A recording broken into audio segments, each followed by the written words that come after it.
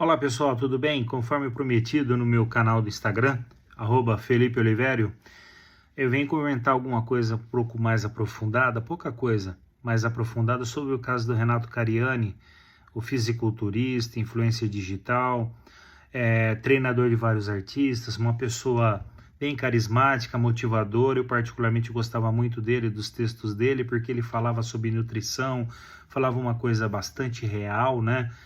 Uma coisa do dia a dia da gente e que era bacana acompanhar o trabalho dele. Ele era um excelente rapaz, um rapaz bonito, de um corpo escultural, e ele passava uma excelente motivação para todos nós, né?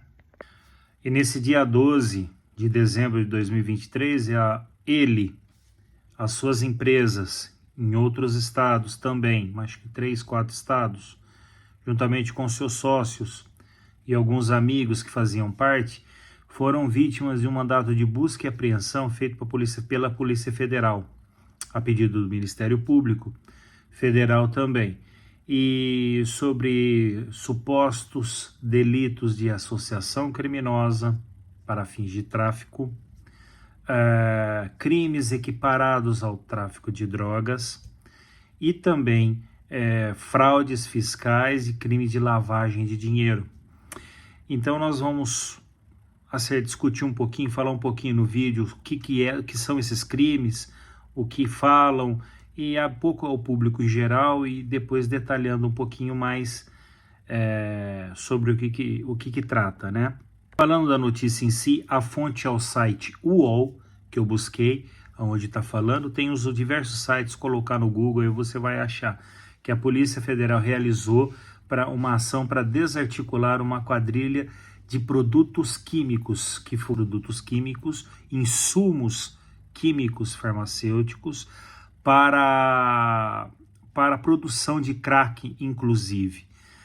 Para quem não sabe, o Cariani ele é químico formado nisso, tem uma formação nisso daí.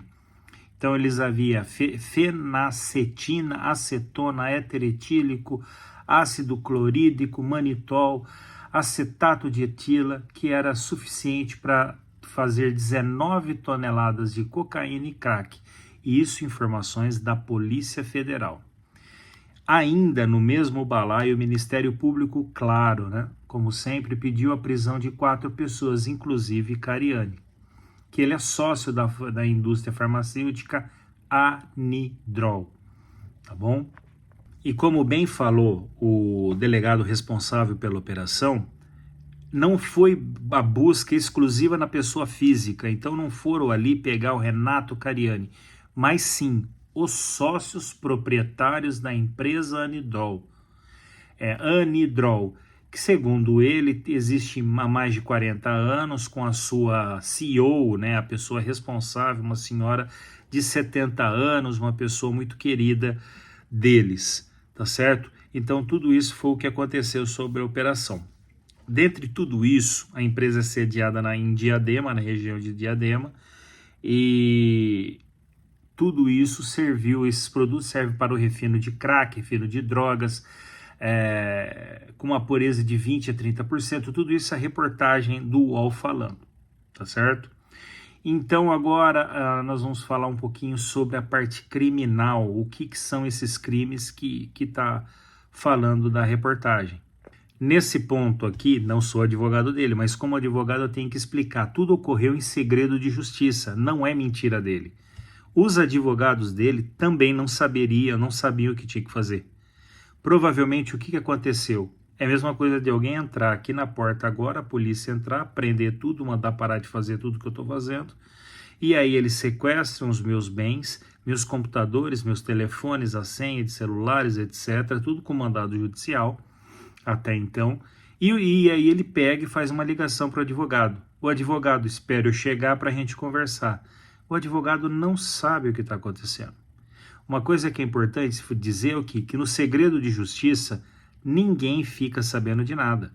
É só o grupo policial, que ele fala direto com o promotor natural do caso, que é responsável pela circunscrição que eles estão atuando, que repassa única e exclusivamente para um juiz federal, por se tratar de vários estados. Então, a competência é da Justiça Federal, tá certo?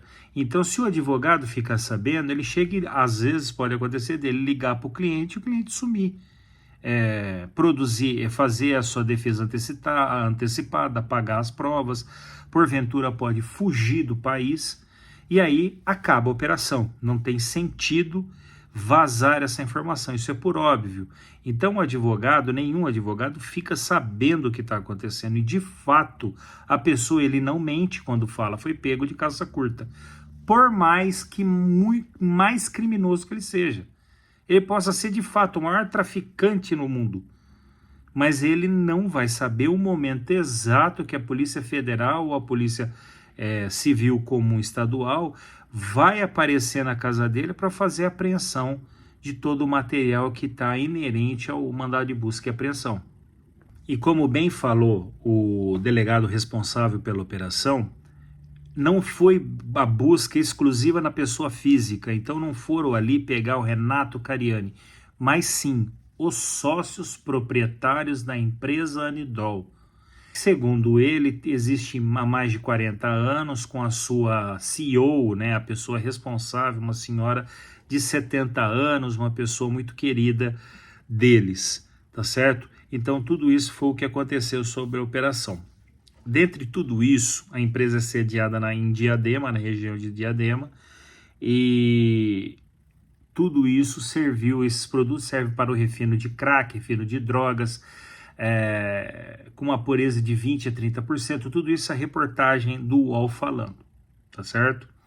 Então agora nós vamos falar um pouquinho sobre a parte criminal, o que são esses crimes que está falando da reportagem. Segundo a acusação, segundo o que o Ministério Público alega, o que os investigadores da Polícia Federal estão falando, é que eles usavam laranjas, pessoas que compravam esse material desviado da produção, tá bom? E esse pessoal pagava em cash, dinheiro vivo, em conta de outras pessoas, que aí entram os laranjas. Porque eu, Felipe, tendo o dinheiro depositado na minha conta, já levantaria suspeita disso daí, tá bom? Então eles pegavam esses dinheiros e aí esse dinheiro repassava a eles e aí eles faziam um depósito como se fosse patrocínio e dinheiro de outras situações que ele acaba recebendo por ser famoso, por causa do campeonato, por causa de participação em programas, patrocínios, etc. Tá? Então isso é o que a acusação está falando. Uma coisa importante dizer sobre isso. O advogado diz que não havia e não existe indícios de que tenha havido cegueira deliberada. O que acontece? Nos crimes penais, ó, por óbvio, nos crimes empresariais, muita coisa tem dito, que vocês vão entender isso claramente, que o empresário, principalmente dono de uma empresa muito grande, ele não tem controle o que os seus CEOs, os seus gerentes, os seus diretores, os seus funcionários fazem, tá? Então não tem condição de falar aquele rapaz da logística, aquele rapaz lá da expedição, aquele rapaz chefe lá, o que faz lá dentro da empresa. Ele sabe, é uma pessoa até então da sua inteira confiança, mas ele não tem domínio do fato, olha o termo aí, principalmente o pessoal de concurso público, domínio do fato do que está acontecendo dentro da empresa dele. E principalmente se algo acontece, é fruto ou atitude proveniente de crime, com a intenção de crime para fazer algo ilícito dentro do ordenamento jurídico nacional. Segundo o delegado, não há cegueira deliberada. Cegueira deliberada é quando eu, patrão, chefe, dono, proprietário da empresa, não sei o que está acontecendo lá embaixo. Então seria uma cegueira deliberada, ou seja, eu fecho meus olhos para o que os meus funcionários, os meus empregados, aquelas pessoas de confiança estão fazendo. Então, para o delegado de polícia, para o Ministério Público, para a acusação, ele, Renato Cariani, que é o mais conhecido, os outros sócios também, mas os outros sócios não são conhecidos, não são influencers. Eles sabiam o que estava acontecendo, segundo a acusação.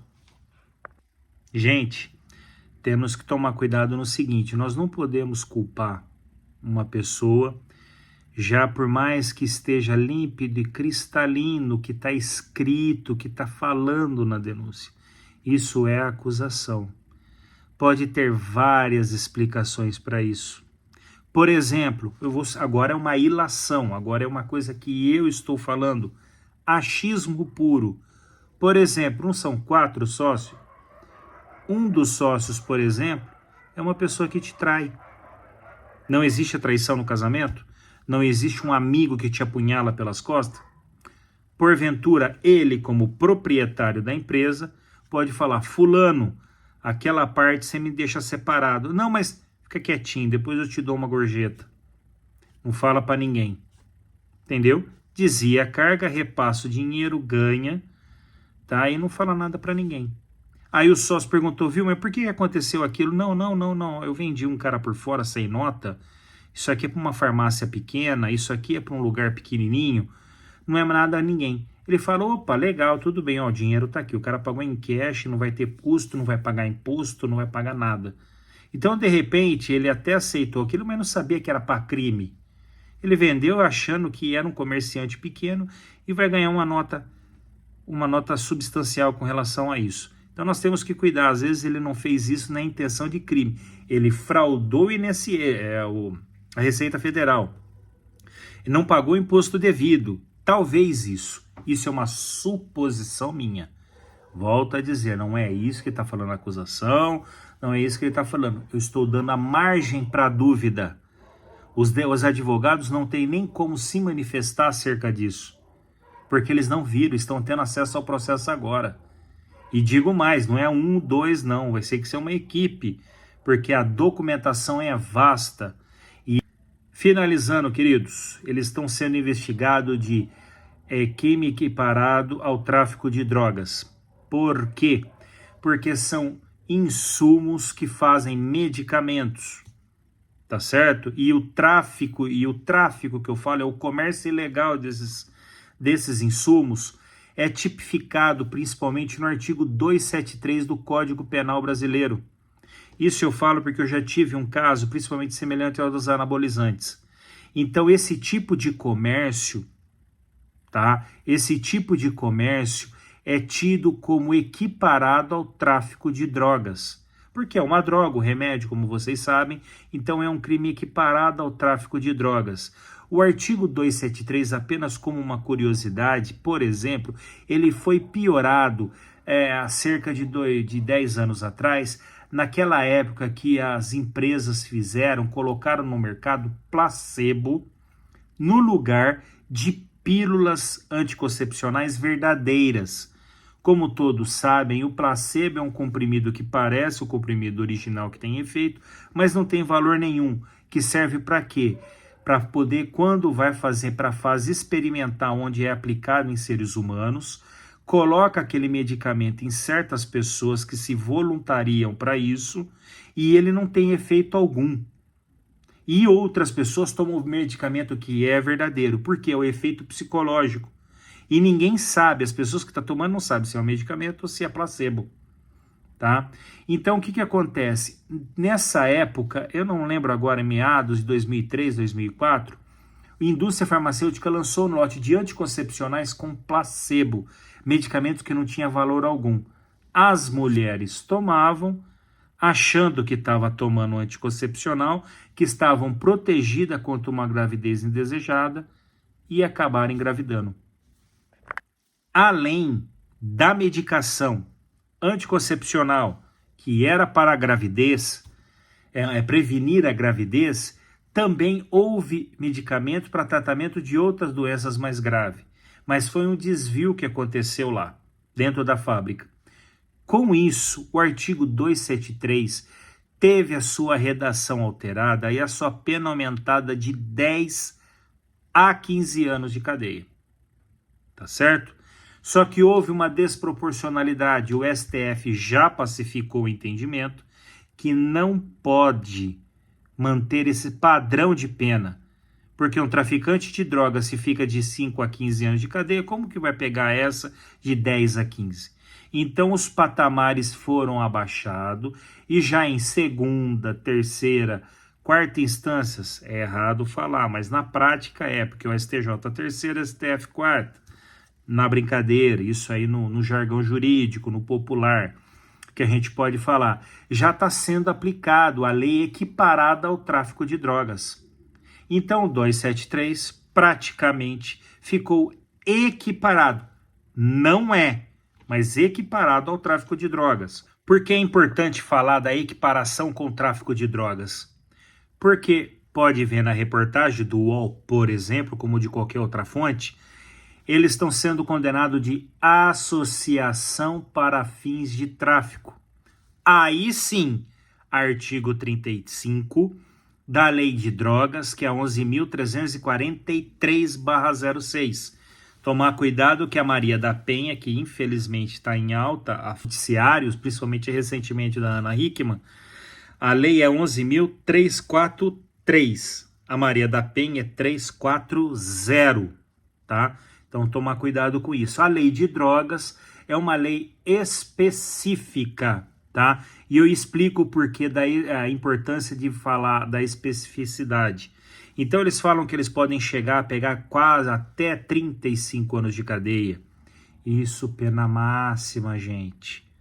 Tá? As penas previstas para a associação, quem está colocado dentro do artigo 35 da Lei 11.343, que se trata da lei de drogas, a pena está entre de 3 a 10 anos de cadeia e multa. Recapitulando a língua portuguesa, é soma. Então é pena e multa. Não é um ou outro. Então ele pode ser condenado à multa e à pena, conforme a sua capacidade financeira, e aí ele é condenado nesse valor. Tá certo? Uma curiosidade sobre o artigo 35, que é a Associação para Fins de Tráfico, trata especificamente da lei de drogas, é que o artigo 35 ele praticamente tornou sem efeito o rol taxativo do artigo 8º da Lei 8.072 de 90, que fala dos crimes hediondos. Lembra do crime da Daniela Pérez? Lembra do que a Glória Pérez fez para tornar crime hediondo, etc, etc? Pois é, o 288 está até qualificado lá. Só que o artigo 35, ele exclui a hediondez do crime de associação para o tráfico. Por quê? Porque aqui nós temos o princípio que chama-se lex specialis derocad lege generali. Esse palavrão que está escrito aqui embaixo. Ele significa que a lei específica prevalece sobre a norma geral. A Lei 11.343, de 06, é uma lei de drogas, é uma lei específica, tá certo? E o Código Penal é, de uma certa forma, uma lei mais geral. Ela não é uma lei específica falando daquela pessoa que se associou para trocar droga, para vender droga, para armazenar droga, para vender droga, tá certo? Então a Lei 11.343, ela se torna uma lei específica e conforme o princípio da lei específica prevalecer sobre a lei geral, nesse caso, o artigo 35 quebra o rol taxativo do parágrafo 8º da Lei 8.072 de 90, que versa sobre o crime hediondo. Dessa forma, por incrível que pareça, a associação para fins de tráfico não é crime hediondo. Além disso, não deixa de ser grave a situação, tá? Para a defesa, então, principalmente. Temos o crime da lavagem de dinheiro. Lavagem de dinheiro é aquilo que você recebe de forma ilícita, coloca dentro da empresa e depois repassa isso como se fosse fruto daquele comércio seu. Isso está previsto na Lei 9.613, de 98. Lá é uma lei curtinha, dá para você jogar no Google, você lê tudo aqui, você simula e dissimula os valores recebidos, vendidos, aplicado, trabalhado, tá? Então aí a pena varia aí de reclusão, de 3 a 10 anos, novamente, e multa. Então, assim, a reportagem somou a pena máxima de todos e falou que pode chegar até lá. Se condenado, não vai chegar tudo isso não, tá bom? Agora, um último aspecto importante. Pelas penas cominadas de todos esses delitos chegarem a passarem de 4 anos, o Ministério Público pediu a prisão de todos os envolvidos, principalmente dos líderes. E, por óbvio, acertadamente, o juízo federal negou. Aí vocês vão falar, aí está a verve do defensor. Sim, a verve do defensor.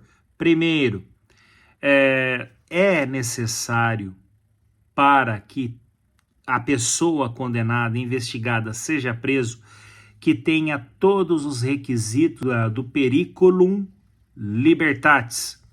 Está escrito aqui embaixo esse palavrão. O periculum libertatis trata-se do perigo da liberdade daquela pessoa que está sendo acusada. E tem 4 itens essenciais. Risco à ordem pública, risco à ordem econômica, risco da instrução processual e risco de aplicação da lei penal. Risco da aplicação da lei penal, ou seja, Felipe Olivério foge antes que a lei penal que está sendo acusada seja aplicada. O juiz tem que ter essa garantia. Depois, risco para instrução processual, ou seja, por exemplo, o Cariani solto, esse testemunho vai ameaçar de morte, vai pôr fogo em documento, vai destruir as empresas ali, vai munha. Isso não é dele, porque é uma pessoa pública. Se ele fizer isso, vai ser um prato cheio para todos os veículos de imprensa. Risco à ordem econômica e risco à ordem social. A imagem dele prova, e ele ainda se justificando, estando à mercê da justiça, isso não é aferido, não é aplicado, melhor dizendo. Então ele não desses 4 requisitos, ele não, sinceramente, ele não oferece risco estando em liberdade. Então o juízo acertadamente, visto que é uma pessoa que pratica o bem, desenvolve e promove a saúde pública, ele pode responder, provar sua inocência e liberdade. Aí cabe à acusação, à Polícia Federal, produzir provas, o Ministério Público aplicar essas provas acusatórias e oferecendo ao juiz e requerendo a sua prisão diante da gravidade dos delitos que possivelmente ele pode estar acontecendo. Tá certo? Peço desculpas na minha falha da explicação, peço desculpas pelo vídeo longo, peço desculpas se caso alguma coisa não ficou clara. Mande um e-mail para mim, mandem. O meu site é oliverio.adv.br. O meu canal no Instagram e Facebook é @Felipe Oliverio. Aqui no YouTube, que é diferente, que é Felipe Oliverio 78. Isso não tem nada a ver com a minha data de nascimento, é apenas o título do único campeão do interior, o maior clube desse país, que é o Guarani Futebol Clube. Tá bom, gente? Muito obrigado pela paciência. Até o próximo vídeo.